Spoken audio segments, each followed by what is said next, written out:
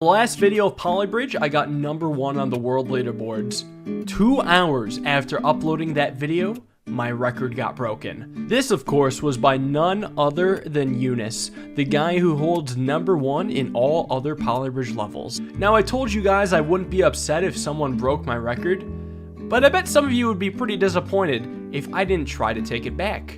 Now this time around, he ended up uploading his solution to the Polybridge Discord so I could actually see what he did for once. And taking a look at it, his solution is actually really good. His design looks elegant. The mechanics involved in it are genius. I'm going to break down what makes this bridge so good and how he managed to pull this off so well. Now, the first thing to notice is the absence of a falling road. Instead, he used a small bump on the ground that perfectly sets up the first car to tumble off of it and keep rolling on the platform below in such a way that it doesn't disrupt the second car's fall. The second car actually falls on top of the first car for the most time, so when they hit the bridge, they're still stacked on top of each other, making it much harder to handle than if the cars arrived at the bridge separately. Now, to handle that, the bridge itself is significantly stronger. The back 3 roads all have supports that meet at a single point, which is propped up by a wooden muscle wall brace. I tried so hard to make a wall brace work, but always got the horizontal piece to break,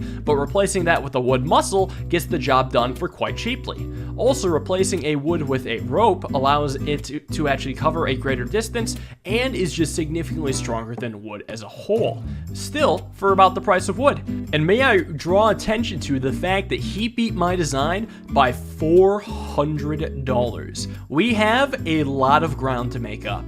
I was very much expecting my record to be beat. In the last video, I even hinted at it. However, I expected my record to be broke by $100 or $200, not $400. That was a huge surprise. You see, I actually had another trick up my sleeve for my bridge. My bridge, at its previous form, looked kind of sloppy overall as a whole, and a sloppy bridge is an unoptimized bridge. There was a much more appealing design that could work well and shave a bunch of money. So very quickly, I went to that and was able to make some progress on the leaderboard.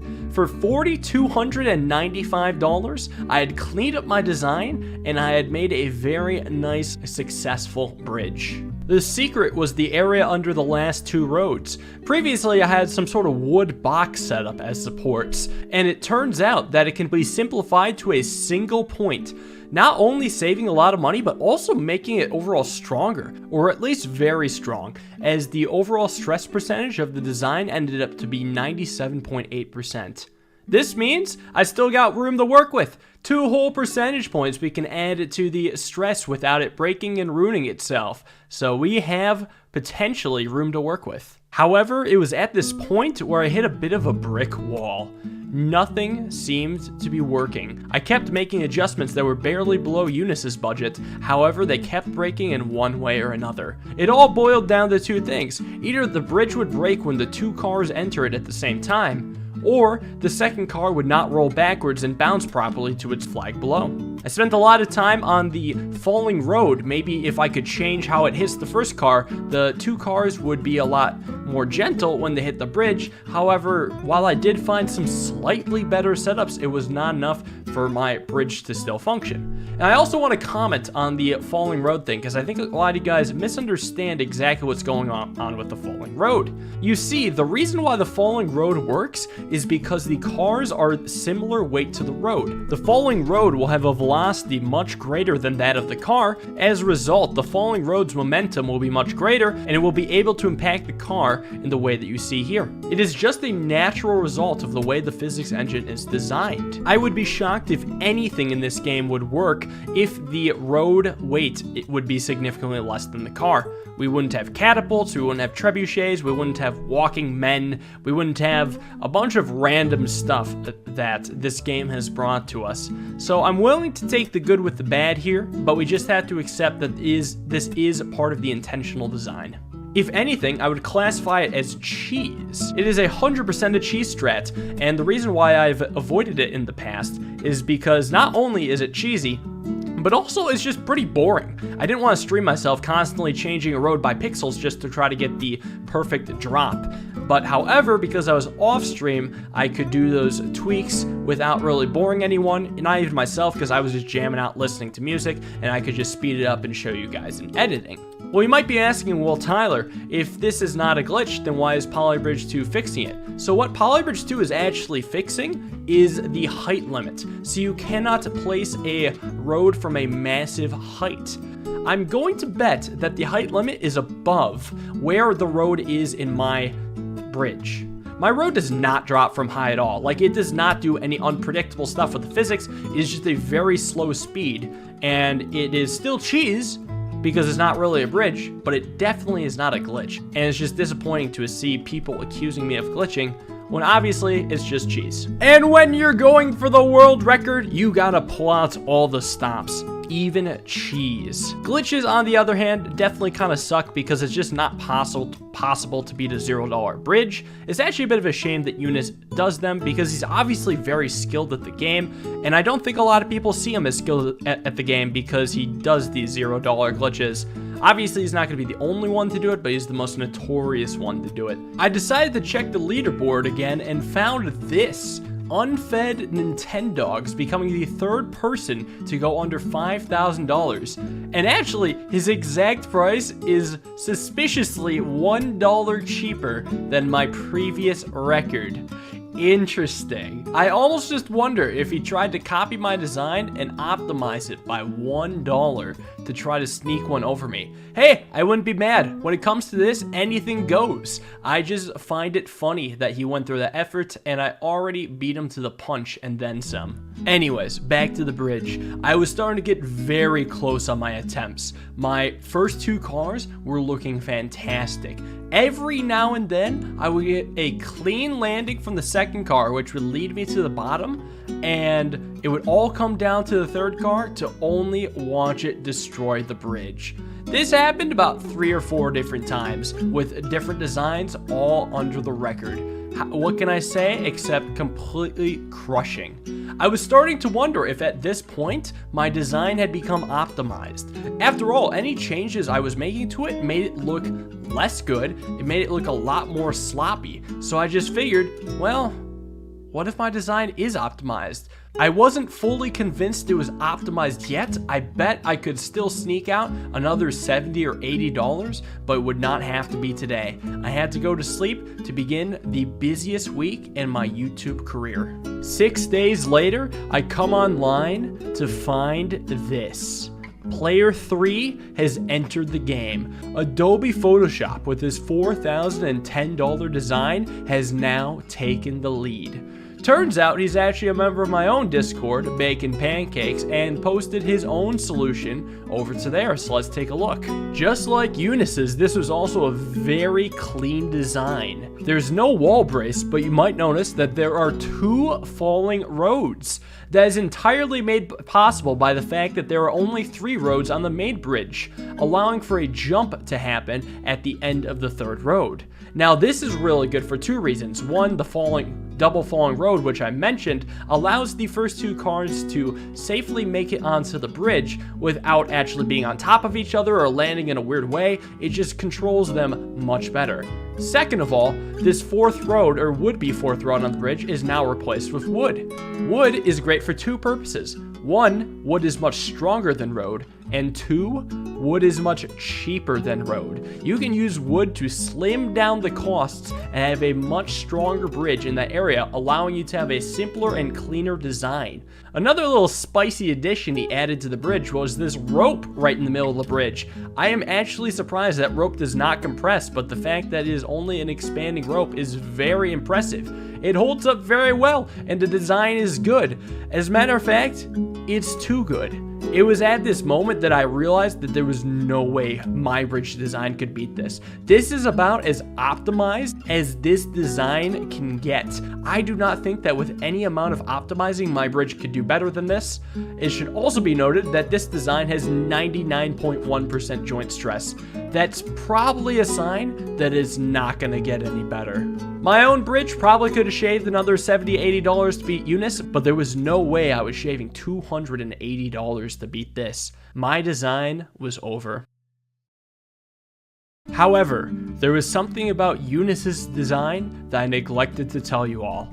His design had 90.6% joint stress. Now, I may not be the greatest bridge builder ever, but you know what I am good at? Optimizing. This is my skill set. I can take a pre-existing bridge and shave the shit out of it. And this design very much lends itself to shaving. If I wasn't going to do this, Eunice was going to do this anyway, so I figured, why not beat him to the punch? After all, if you want to make it to the top of the Polybridge leaderboard, you have to use the best design. And in my honest opinion, this is the only design that can make it. So here we go.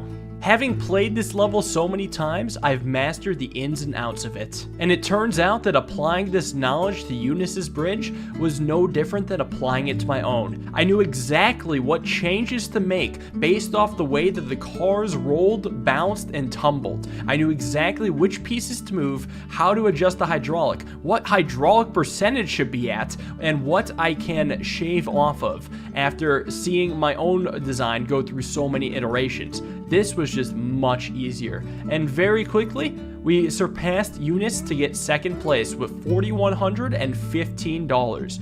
Already an improvement, but I did get 98% joint stress, so something went wrong along the way. The bulk of my adjustments came from shifting the central connectivity point as high up as I could possibly do it. The higher it would go up, the more slim the bridge would become, which would mean it would be a lot more shaky. However, if I could find the perfect balance so that it would still barely stay without breaking higher up, I wanted it. So I would keep barely shifting the pieces up to get it close to the record.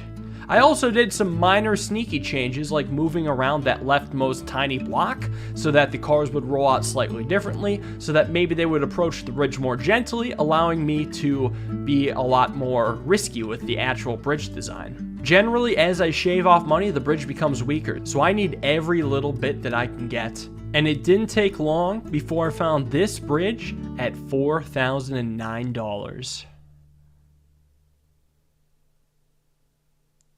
Not gonna lie, I have to have a laugh at how fucked up this is. I beat the #1 design by $1, and it was done optimizing a different design. This doesn't feel great, so I'm not going to stop here. I'm gonna push this to as far as my optimizing will probably take me. And after all, my bridge only has 91.3% joint stress. If I don't optimize this further, somebody else will. Not too long after, I became the first person to drop under $4,000 with a $3,962 bridge. This actually really just hasn't been changing much except moving up that central point. I've been able to move up the bottom rightmost joint on the wall brace as well, just to keep good angles. This design too was still very clean with a 91.4% joint stress. The bridge was still a little bit luck-based though, so I had to pay a lot of attention to whether I should change my bridge after a fail or if I should just run it again to get a better chance. Polybridge 2 is actually going to have a deterministic physics engine, which means there shouldn't be any RNG in the game, which will be very, very nice for grinding. But here, we still have to go through with it. Thankfully, the RNG isn't that bad. It's enough for me to get another working design at $3,945 with a monstrously impressive 89% max joint stress. Holy shit, where did that even come from? By God, that is a strong bridge. I mean, obviously, I have to keep going until I get a design with low max joint stress. I imagine it has to be soon, but what if it isn't? Eventually, with enough tweaking, I stumble on my #1 bridge design. At $3,923, I have found my current cheapest bridge. Not gonna lie, I'm sure this can be beat, but it feels good to have the #1 spot be back. Polybridge 2 is coming out tomorrow, and I will be devoting all my attention streaming and uploads to it. So I don't think I will have time to take it back if this does get beaten. However, I do have at least a couple tricks up my sleeve. So maybe somewhere down the road I'll have to return to it one day, because I fully expect this to be beaten by at least $50, if not $100. There's definitely some tweaking that can be done. But to be fair, my design does have 99.3% joint stress, so maybe it actually is just that hard to shave once it gets this thin. Maybe I did something wrong. Either way, I challenge anyone to beat this. Good luck to all of you. I'll be doing more Polybridge 2 content in the future. I hope to see you guys there. Tomorrow's stream is going to be hype. It's going to be an hour earlier than my normal stream time for those who have been following my daily streams. As a heads up, I'll see you guys all there. Have a wonderful, wonderful day. Peace.